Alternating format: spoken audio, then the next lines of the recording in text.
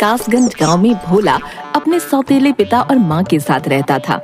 भोला को गांव में सब लोग भोंदू बोलते थे। उसकी माँ और पिता उसे बहुत प्यार करते थे। भोला अपने नाम की तरह बहुत भोला था। पिता उसे समझाया करते थे। गांव वाले अक्सर उसे बेवकूफ बना देते थे। भोंदू, ओ भोंदू, इधर तो आ। भोंदू, ई ले 5 रुपए सामान के, फटाफट रामदीन चचा को दे आ। मैं बोल के आया हूँ कि अभी भेज रहा हूँ। जी पिताजी, अभी दे आता हूँ। हाँ, लेकिन काम करके जल्दी आ जाना। गांव के पीपल के पेड़ के नीचे कुछ लोग जुआ खेलते हुए। हे भगवान, मैंने क्या अनर्थ कर दिया। मुझे लगा था कि बाजी जीत गया तो रुपए दुगने हो जाएंगे, पर सारे के सारे जुए में हार गया। अब मुन्नी की दवाई कहाँ से आएगी? सामने से भोंदू जा रहा था। ये भोंदुआ कहाँ जा रहा है? पूछता हूँ, शायद कोई मदद कर दे। भोंदू, ओ भोंदू, कहाँ भागे जा रहे हो भैया? जरा रुको तो। अरे मैं बहुत जल्दी में हूँ। बापू ने रामदीन चचा को 5 रुपए देकर आने को कहा है। 5 रुपए? अरे रे, मुझे मिल जाए। ये भोंदुआ से ऐठना कोई मुश्किल नहीं है। ए भैया सुनो तो, मैं बहुत मुश्किल में हूँ भैया। तुम बहुत दयावान हो, थोड़ी मदद कर दो। क्या हो गया, ऐसा क्यों बोल रहे हो? भाई, मुन्नी की तबीयत बहुत खराब है। मुझे 1 महीने से कोई काम नहीं मिला, बेरोजगार हूँ। तुम ये 5 रुपए मुझे दे दो। नहीं नहीं, बापू गुस्सा करेंगे। भाई, आज दवाई लाना जरूरी है। मैं पक्का कुछ भी करके तुमको कल रुपए वापस ला कर दे दूंगा। तुम रामदीन को कल दे देना, कुछ नहीं बिगड़ेगा। कल? हाँ भैया, पक्का कल दे दूंगा। आज मदद कर दो। भोंदू ने उसे रुपये दे दिए। भगवान तुम्हें खूब तरक्की दे भैया। भोंदू ने आकर पिता को सब बता दिया। ये सौतेला बेटा को ही सोचकर पाल पोस कर बड़ा किया कि हमारे बुढ़ापे की लाठी बनेगा, पर ई मूर्ख राज तो निरा भोंदू है। अजी, आप बबुआ को ऐसे क्यों बोल रहे हो? किसी को याद भी है कि इसका नाम भोंदू नहीं बबुआ है। अभी बुढ़ापे में इतनी ताकत नहीं, मैं इसे नहीं पाल सकता। तुम चले जाओ यहाँ से। अरे, ये आप क्या कह रहे हैं? ये कहाँ जाएगा? मैं अपने बेटे के बिना नहीं रहूंगी। हाँ, तुम्हारी वजह से ही तो ये आज ऐसा है। लाड़ प्यार में लड़के को बर्बाद कर दिया है। जाने दो इसको, इसी बहाने शायद कुछ अकल आ जाए। कोई काम धंधा कर ले, रुपए पैसे की कीमत समझ जाएगा। नहीं नहीं, मैं इसे कहीं नहीं जाने दूंगी। तो तुम भी इसके साथ हो लो। देखता हूँ ये बबुआ तुमको पालता है या तुम इसको। ओ बबुआ, सुबह होते ही तुम यहाँ से चले जाना, बता रहे। और सुनो, ये घर के आसपास दिखाई भी मत देना। ससुरा बिल्कुल ही गैर जिम्मेदार हो गया है। खबरदार जो तुमने कोई चालाकी दिखाई या इसकी कोई मदद की तो।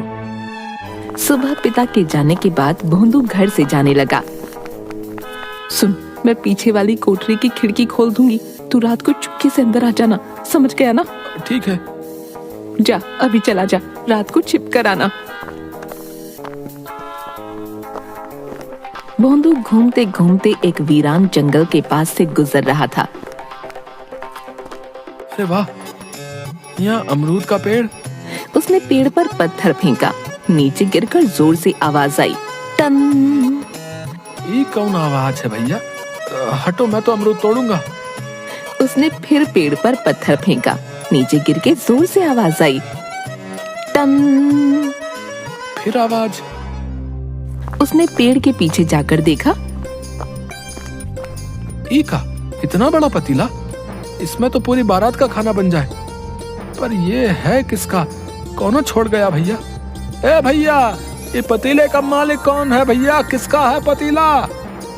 कोई नहीं था। क्या महाराज अनाथ हो? तुम्हारा मालिक कौन है? तुम ही बता दो। चलो, तुम मेरे साथ चलो।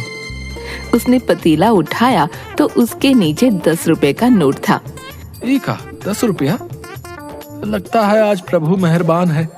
लॉटरी लग गई, लॉटरी। ये रुपए तुम्हारी मदद के लिए हैं। इनसे इस पतीले में केवल बिरयानी बनाना, केवल बिरयानी। ही कौन बोला? कोई आदमी तो है नहीं। प्रभु रक्षा करना। वो पतीला और नोट लेकर भाग गया। माँ, माँ, ओ माँ। अरे बबुआ, धीरे बोल। तू अभी क्यों आया? तेरे बापू को पता चल गया तो वो मुझे भी घर से निकाल देंगे। मैं खिड़की खोल दूंगी, तू जा, रात में चुपके से आना। अभी चला जा। ठीक है, पर ये पतीला तो रख लो। इसे कहाँ लेकर जाऊं? ये इतना बड़ा पतीला कहाँ से उठा लाया? जंगल से। और ये देखो 10 रुपए का नोट भी मिला। माँ ये बेचारा अनाथ है, अब से ये भी हमारे साथ ही रहेगा। पतीला कोई अनाथ होता है? माँ मैं सच कह रहा हूँ, जंगल में पता नहीं किसकी आवाज आ रही थी, हम दोनों डर गए।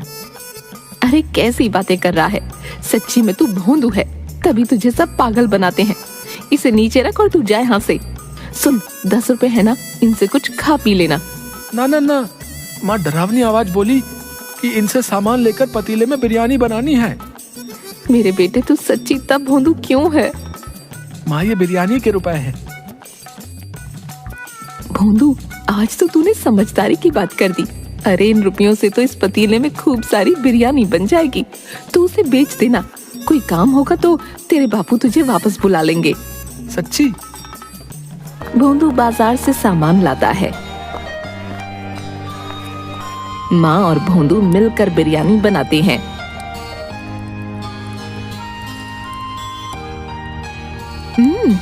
बहुत स्वाद बनी है। माँ इतनी सारी बिरयानी का क्या करे? माँ बिरयानी को 2 बड़े डिब्बों में डालकर देती है। तू ऐसा कर, खेतों की तरफ चला जा, वहाँ बहुत मजदूर काम करने आते हैं, वो ले लेंगे।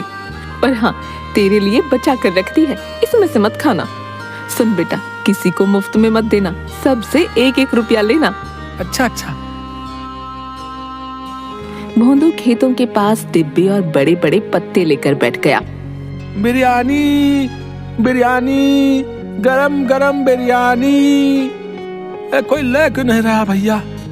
ए भैया, बिरयानी खा लो, बहुत गरम है।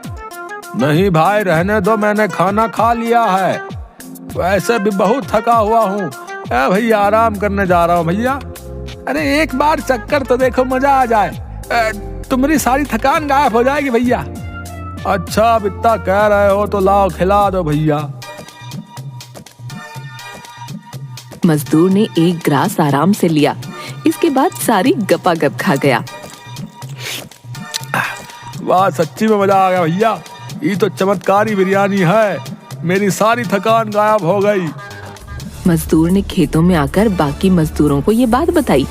सब ने आकर भोंदू की बिरयानी खाई। भोंदू सबसे रुपये लेकर वहाँ से चला गया। वाह इतने सारे रुपए हो गए, माँ खुश हो जाएगी। बापू को पता चलेगा तो मुझे घर में आने देंगे। बुढ़िया कोने में सिमटी हुई। बेटा, ओ बेटा, थोड़ी मदद कर दो। भोंदू ने उसे एक सिक्का दे दिया। सुनो बेटा, तुम्हारे पास खाने को कुछ है तो दे दो, मैंने 2 दिन से कुछ नहीं खाया, मेरी जान निकल रही है, मैं अपनी जगह से हिल भी नहीं सकती। भोंदू ने डिब्बा खोलकर देखा, सारी बिरयानी खत्म हो गई है, ये लो थोड़ी सी बची है। बुढ़िया ने बिरयानी खाई। ये तो बहुत अच्छी है, ऐसा लग रहा है कि मुझ में जान आ गई। तुम बहुत खुश रहो बेटा। रुपया मिल गया, आशीष मिल गया, रुपया मिल गया, आशीष मिल गया। अरे ये क्या बड़बड़ा रहा है रे? बिरयानी बेची कि यूं ही आ गया? अरे माँ रुपए मिले और बूढ़ी माई का आशीष भी मिल गया। क्या कह रहा है? ये देखो सारी बिरयानी बिक गई और रास्ते में एक बूढ़ी माई मिली थी, उसने खूब आशीष दिया। अरे भोंदू, मुझे पकड़ कहीं मैं गिर ना जाऊं। अरे अरे माँ, मेरे भोंदू ने एक दिन में रुपये कमा लिए। भगवान, ये कोई सपना तो नहीं? माँ तुम भी बिरयानी खाओ, सब कह रहे थे ये बिरयानी चमत्कारी है, इसे खाते ही उनका जी अच्छा हो गया। अरे सुनती हो, कहाँ हो? अरे रे भोंदू, तेरे बापू आ गए, तू अंदर वाले कमरे में जाके छिप जा। भोंदू भागकर कमरे में छिप जाता है। ये लो पानी पी लो। भोंदू आया था यहाँ? नहीं नहीं, वो नहीं आया। सच सच बताओ, तुम दोनों माँ बेटे ने मिलके आज क्या खिचड़ी पकाई है? खिचड़ी? खिचड़ी नहीं, हमने तो बिरयानी पकाई थी। पर आपको ये बात कैसे? आते समय खेतों वाले मजदूर मिले थे रास्ते में, बोल रहे थे तुहार बेटा आज बिरयानी लाया था, वो कमाल की थी, उसे बोलना कल भी ले आए। अच्छा, वो सच्ची में ऐसा बोले? हाँ, ये क्या माजरा है भाई? भोंदू ने कोई काम शुरू किया है तो बताओ, मैं उसकी पूरी पूरी मदद करूंगा। सौतेला हूं तो क्या हुआ, हूं तो बाप ही। 1 बरस का था जब तुमने उसे मेरी गोद में दे दिया था। मेरी कोई औलाद नहीं है, मुझे बाप होने का एहसास उसी ने करवाया है। तुम क्या सोचती हो उसे घर से निकाल के मैं खुश रहता हूं भला? वो भोंदू नहीं, भोला है। सब लोग उसे बुद्धू बनाकर अपना मतलब साधते हैं। बस यही चाहता हूं वो अपने पैरों पर खड़ा हो जाए, नहीं तो हमारे जाने के बाद ये गांव वाले उसे जीने नहीं देंगे। नाना, ऐसा मत कहिए। मैं जानती हूँ आप उसे बहुत प्यार करते हो। कुछ हो जाए, आज तक आपने उसे कभी न छुआ। ये गांव वाले तो अपनी औलाद की एक गलती पर उसे मार मार कर अधमरा कर देते हैं। धत, एक ही तो लड़का है, पीटने के लिए थोड़े है। सुनो, कहाँ है वो? बुला लो। ओ तो मैं तुम्हें भी अच्छे से जानता हूँ, जहाँ छिपाया है बुला लो। भोंदू, भोंदू, भोंदू, अरे आजा बेटा, ये घर तेरा है। भोंदू चुपचाप गर्दन लटकाए आ गया। सुनिए जी, मैंने आप लोगों के लिए बिरयानी बचा कर रखी थी, अभी लेकर आती हूँ। बापू माफी, मैं आपसे बिना पूछे घर में आ गया। लो, आप लोग भी खाओ। अरे ये तो वाकई बहुत स्वाद है भैया। है? सुनो, भोंदू की कमाई का एक पैसा खर्च नहीं करना, संभाल के रखना। बिरयानी बनाने के रुपए मैं दूंगा। भोंदू की बिरयानी खूब बिकने लगी। वो जितने डब्बे लाता सब बिक जाते। सारे कासगंज में भोंदू की बिरयानी चर्चित हो गई। एक दिन भोंदू बिरयानी बेचकर वापस आ रहा था, तभी कासगंज के एक बदमाश राधो ने भोंदू का रास्ता रोक लिया। ओ भैया, क्या बात है? तुम्हारी कमाई तो रोज बढ़ती जा रही है। अब भैया राज क्या है? ये बिरयानी कैसे बना रहे हो? हैं? कोई अलग मसाला वसाला है तो बताओ जरा। नाना, मैं नहीं बताऊंगा, माँ ने मना किया है।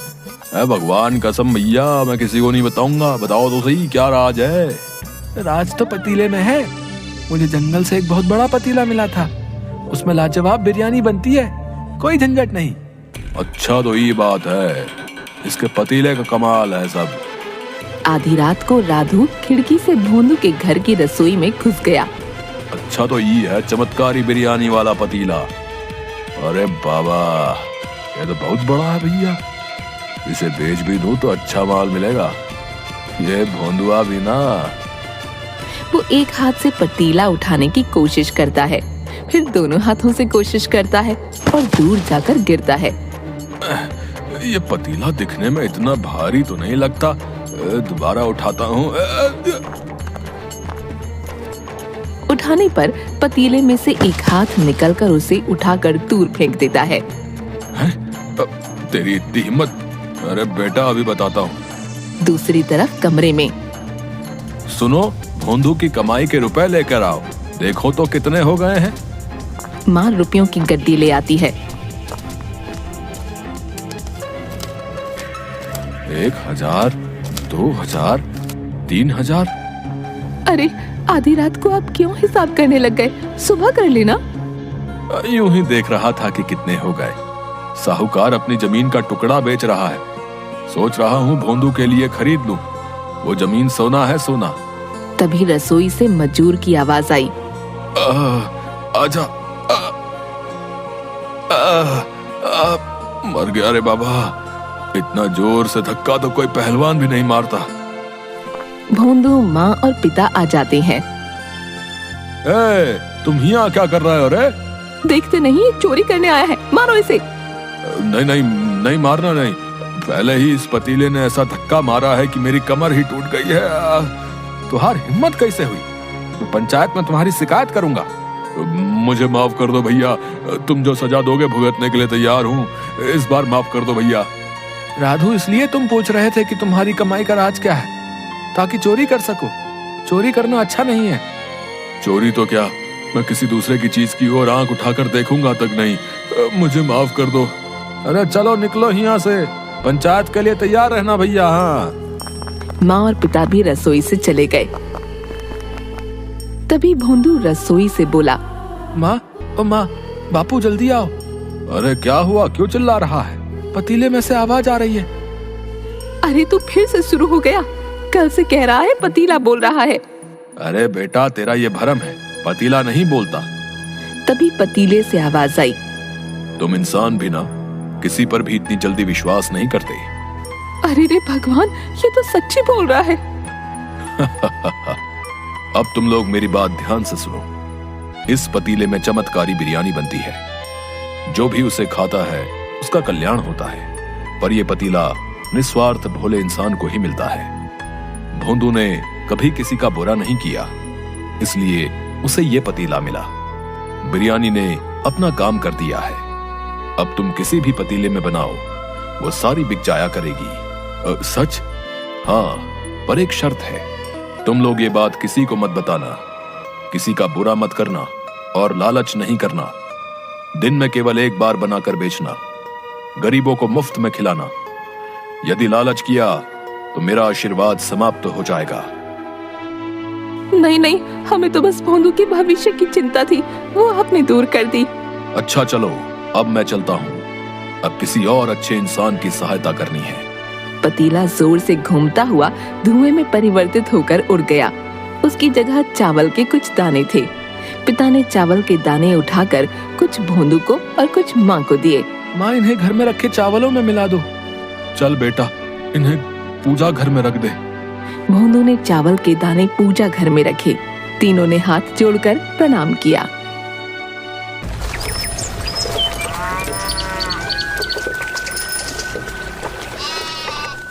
कुछ दिनों से कालगढ़ में कुछ अजीबोगरीब घटनाएं हो रही थीं। गांव में कोई भी घटना होती थी तो सबसे पहली सूचना हिम्मत सिंह को दी जाती थी। गांव की बुढ़िया भागती हुई जमींदार के पास पहुंची। जमींदार साहब, गजब हो गया। मेरा बेटा मटरू कल शाम से गायब है, अभी तक घर नहीं आया। अरे आ जाएगा, किसी दोस्त के यहाँ गया होगा। आजकल के लड़के बिना बताए पार्टी वगैरह मनाते रहते हैं। लेकिन जमींदार साहब, मैंने उसके सारे दोस्तों से पूछ लिया, किसी ने भी उसे कल दोपहर के बाद नहीं देखा। सबसे अंत में मटरू के दोस्त सुरजा ने उसे देखा था।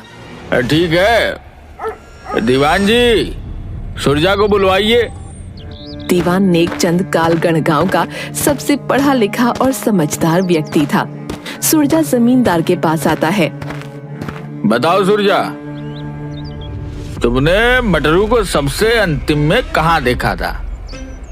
जमींदार साहब, कल मटरू मुझे शाम 5 बजे शमशान के बगल में गन्ने की खेत की ओर जाते हुए मिला था। उस तरफ तो कोई जाता नहीं। अब वहां जाने के लिए तो मैंने पूरे गांव को मना कर रखा है। जी जमींदार साहब, मैंने उसे याद भी दिलाया कि उधर जाना मना है, लेकिन वह बोल रहा था कि उसका कुत्ता मोती इधर ही भागता आया है और फिर वह गन्ने की खेत में चला गया। ठीक है, दोपहर में हम लोग गन्ने के खेत में जाकर मटरू की खोज करेंगे। दोपहर में गांव के सारे लोग मिलकर शमशान के बगल वाले गन्ने के खेत में मटरू को खोजते हैं, लेकिन ना तो मटरू और ना ही उसका कुत्ता मोती कहीं दिखाई देता है। शाम ढलने से पहले वहां से जमींदार सभी लोगों को निकल जाने के लिए बोलता है, क्योंकि कालगढ़ के लोगों का मानना था कि शाम ढलने के बाद उस गन्ने के खेत में भूत प्रेत का वास होता है। अभी तक कालगढ़ के करीब 28 लोग उस गन्ने के खेत में लापता हो चुके थे। कई बार इस गन्ने के खेत को काटा भी गया, लेकिन अगली सुबह फिर उसमें गन्ने का खेत पाया जाता। भय से गांव का कोई आदमी शाम के वक्त उधर से नहीं गुजरता। अब क्या होगा मालिक, मेरा मटरू के सिवाय इस दुनिया में कोई नहीं है। मैं तुम्हारी दुख को समझ रहा हूँ, लेकिन जितना हमें करना था हम लोगों ने कोशिश कर लिया। अब तुम जाओ और थाने में अपना रपट लिखवा दो। तभी धन्नू धोबी दौड़ता हुआ आता है। जमींदार साहब, गजब हो गया। मैं नदी के किनारे कपड़ा धो रहा था, तभी शमशान के बगल वाले गन्ने की खेत से लाल धुएं का भवंडर उठते हुए देखा और उस भवंडर में गांव से लापता कई पुराने लोग और मटरू अपने कुत्ते मोती के साथ दिखाई दिया। क्या बकते हो धन्नो, हम सब अभी गन्ने के ही खेत से आ ही रहे हैं, हमें तो वहाँ कुछ ऐसा नहीं दिखा। मालिक, मैं सच बोल रहा हूँ, मैंने अपनी आंखों से अभी देखा है। वो भवंडर तेजी से चक्कर काटते हुए शमशान की तरफ चला गया और लाल धुएं से फिर वह नीले धुएं में बदल गया। तभी वहाँ इंस्पेक्टर टोने भी आ जाता है। आइए इंस्पेक्टर साहब, हम आप ही को बुलाने वाले थे। आपके गांव में घट रही घटना के बारे में तो मालूम ही होगा। जी हाँ जमींदार साहब, गांव में घट रही घटनाओं पर हमारी पैनी नजर है। हमने 2 कांस्टेबल सिंटू और पिंटू को गन्ने के खेत के पास चेक पोस्ट बनाकर तैनात रहने को कहा है। अभी अभी धनु धोबी ने गन्ने के खेत में लाल धुएं का बवंडर उठते हुए देखा है, जो शमशान में जाकर नीले कलर में बदल गया और विलीन हो गया। हमें यह भी पता है, कांस्टेबल सिंटू और पिंटू ने इसकी पुष्टि की है कि उन्होंने भी ऐसे बवंडर को उठते हुए देखा है जिसमें कुछ लोग फंसे हुए दिखाई दिए थे। मैं इसीलिए आपके पास आया हूं कि आप गांव में सभी को हिदायत दे दें कि शाम के वक्त गन्ने के खेत की तरफ कोई नहीं जाएगा। गांव का सबसे बड़ा सेठ चित्तर पांडे की कार भी वहां आ जाती है। अरे आइए चित्तर पांडे जी, आप ही के गन्ने की खेत की चर्चा हो रही है। अरे मैं भी इस भूतिया गन्ने की खेत से परेशान हो गया हूँ। मैं सोच रहा हूँ कि उसके चारों तरफ 4 दीवारी घिरवा दूं ताकि कोई आगे कांड ना हो। सही सोचा है सेठ जी आपने। ये लीजिए मुखिया जी, 2 लाख रुपए मेरी तरफ से बुढ़िया को दे दीजिए। अरे पांडे जी आप खुद दीजिए। अरे आप ही दे दीजिए, मैं गुप्त दान देने में विश्वास रखता हूँ, दिखावे में नहीं। अच्छा मैं चलता हूँ, मंत्री जी के साथ एक इम्पोर्टेंट मीटिंग है। ऐसे ही आदमी को हमारे समाज की जरूरत है। बहुत ही नेक आदमी है सेठ जी। उधर कांस्टेबल सिंटू और पिंटू चेक पोस्ट पर। भैया आप कहाँ से हो? हम तो बिहार से हैं। और आप? हम तो यूपी से हैं। जरा सुरती है तो दो यार, डर के मारे पिछवाड़ा फटा जा रहा है।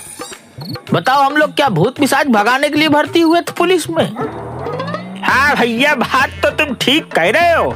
ये लो चिनौटी, पहले खैनी रगड़ो फिर खा के सोचेंगे कि हमें क्या करना है। डर तो ससुरा हमें भी लग रहा है। भैया तुमने कभी भूत देखी है? हाँ भाई हमने तो भूत देखा है। हमारे चाचा को मेरे सामने भूत ने उठाकर 3 बार उठाकर पटका था। जब हम आम के पेड़ के रखवाली के लिए मचान बनाकर उस पर सो रहे थे। मैं नहीं मानता, मैं भूत प्रेत को नहीं मानता। ये एक कोरी कल्पना और अफवाह है। ठीक है भैया, अपनी अपनी सोच है। अच्छी बात है कि तुम्हें भूत प्रेत पर विश्वास नहीं है, हमें तो है भैया। ऐसा करते हैं, आधी रात तक तुम पहरा देते रहो, आधी रात के बाद मुझे उठा देना और तुम सो जाना। हाँ यही ठीक रहेगा भैया। ठीक है भाई, मैं तो अब सोने जा रहा हूँ। रात 2 बजे हमें उठा देना।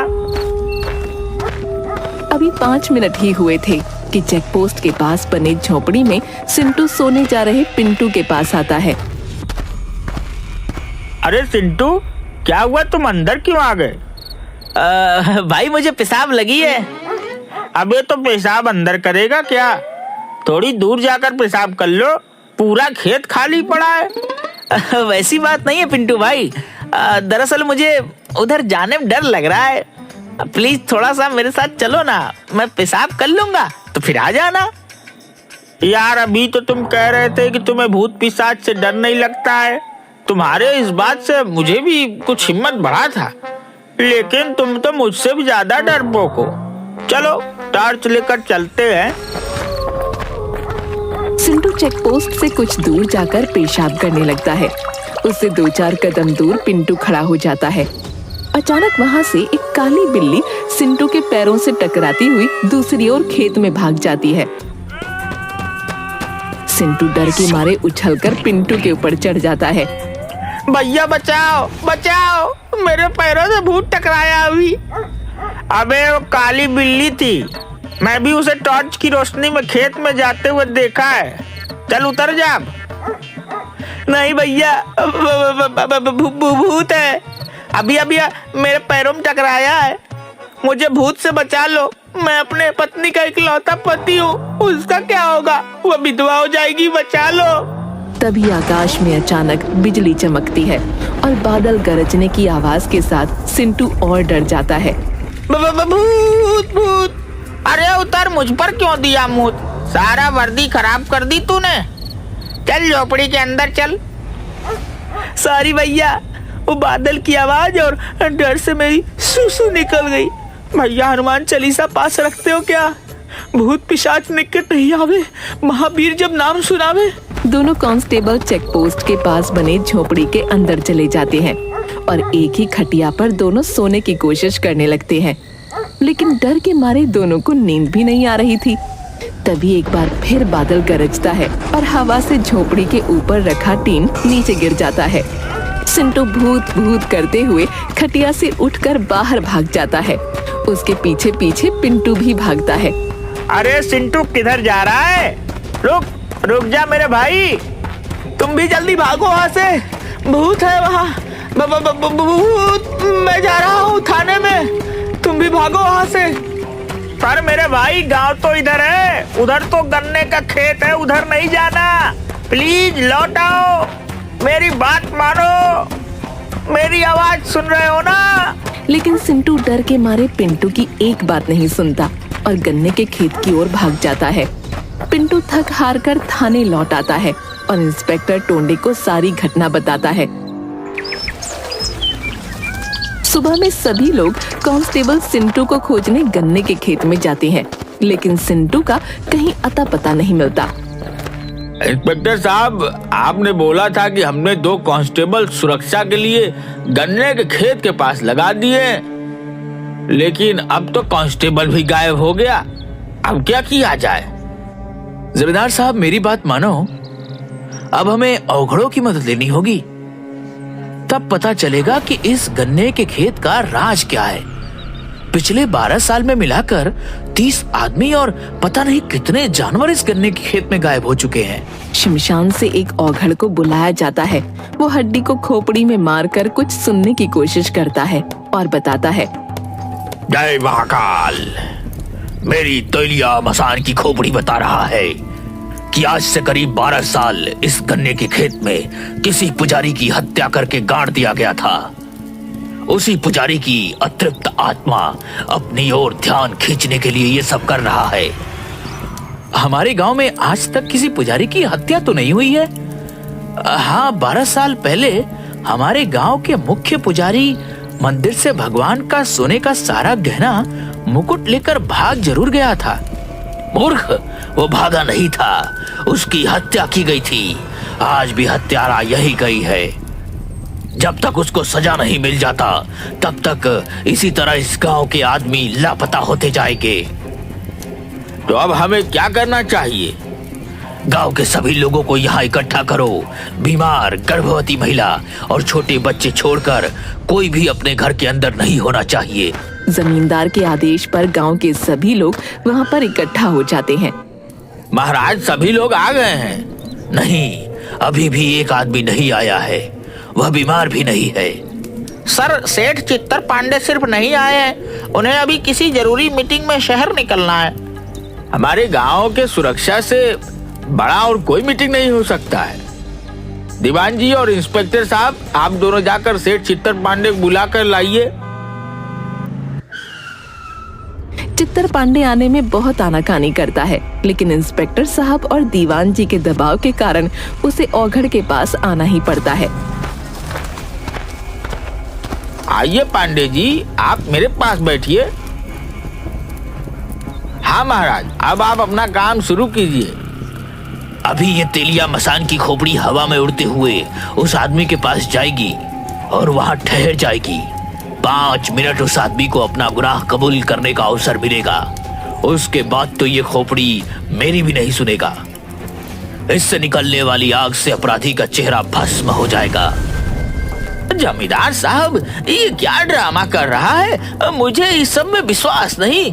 मैं चलता हूँ, मंत्री जी के साथ मेरी बहुत इम्पोर्टेंट मीटिंग है शहर में।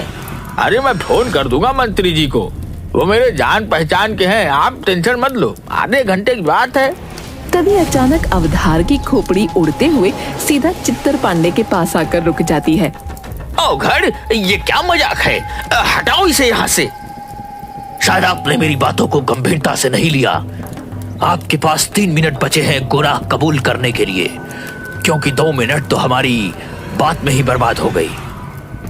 हाँ, मैं ही पुजारी की हत्या का अपराधी हूँ। रोको इसे, मैं मरना नहीं चाहता। 12 साल पहले जब मैं मंदिर से सोने और गहने और मुकुट की चोरी करके भाग रहा था तो पुजारी ने मुझे देख लिया था और मेरे पीछे पीछे इस गन्ने के खेत में पहुँच गया जहाँ मैं गहने को मिट्टी में छुपा रहा था।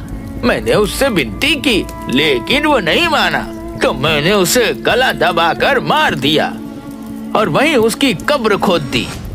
कुछ दिन बाद उन सोने के आभूषणों को बेचकर सेठ चित्तर पांडे बन गया। इंस्पेक्टर साहब, देख क्या रहे हैं, इस दुष्ट को हिरासत में लीजिए। कांस्टेबल पिंटू टोने का इशारा मिलते ही तुरंत सेठ चित्तर पांडे को पकड़कर हथकड़ी लगा देता है। तभी गन्ने के खेत में एक बवंडर उठता है और गांव वालों के सामने अघोर की अग्नि में पंडित की श्रापित आत्मा आ जाती है। मेरी आत्मा की तृप्ति इसी पापी की मौत से संभव है, लेकिन किसी कारणवश मैं उस गन्ने के खेत से बाहर नहीं आ पाता था। मुझे माफ कर दो पंडित जी, मुझे अपने किए का पछतावा है। तेरी वजह से मैंने इन बेकसूर गांव वालों को अपनी कैद में रखा हुआ है। तेरी मौत से इनकी मुक्ति संभव है। पुजारी जी, कोई और विकल्प दीजिए। किसी की मौत से आप संतुष्ट कैसे हो सकते हैं? चुप करो तुम सब। मेरी मौत को रहस्य बताकर शानो शौकत की जिंदगी जी रहा है, लेकिन अब नहीं। उसके बाद पुजारी की आत्मा अपने तेज तर्रार नाखूनों से चित्तर पांडे का गला पकड़ उसे हवा में लटका देती है और थोड़ी देर में ही उसको मार डालती है। इसके बाद आत्मा वहाँ से गायब हो जाती है। मुक्ति, मुक्ति। और एक के बाद एक करके 30 आदमी और कई मवेशी उड़ते हुए आकर औघड़ के पास गिरते हैं और सभी सुरक्षित अपने अपने परिजनों से मिल जाते हैं। औघड़ के कहने पर उस गन्ने के खेत को जलाकर पुजारी जी की याद में एक बड़ा सा मंदिर बनवा दिया जाता है।